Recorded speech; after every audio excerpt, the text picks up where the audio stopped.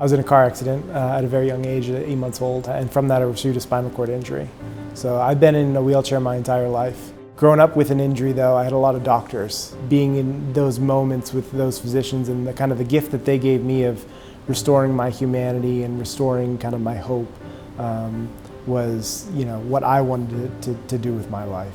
First surgical case that I did in medical school was actually a neurosurgical case, and I remember being in that operation for I think 12 or 14 hours, and I came out of that OR as a second year, and I called my brother at like 9 o'clock at night, and I told him I know what I want to do with the rest of my life. I want to be a skull-based neurosurgeon.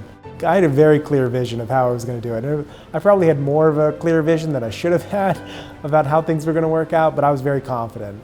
There were a lot of people that, for good reason, didn't share that vision and didn't see how it was going to work out. I think having that focus of, okay, I'm going to do this and I'm going to prove that I can do this was something that I needed to be able to kind of get to that point where my colleagues around me kind of saw me as a neurosurgeon.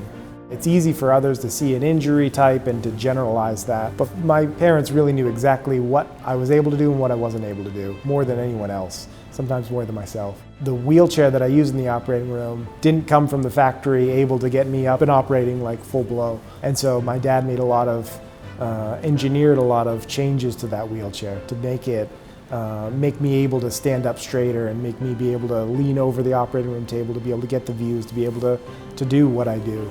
Being around the people of West Virginia, they're incredibly trusting people. Oftentimes I would go into the room and I'd introduce myself as Jesse, and they would always call me Dr. Lawrence. It was one of those kind of things where I wasn't expecting, that people would just automatically be like, oh, this guy in a wheelchair is my doctor. But the people of West Virginia really were the right people to kind of, my introduction into becoming a physician, they were very accepting. And I think that played a large role then in my confidence and my ability to develop as a surgeon.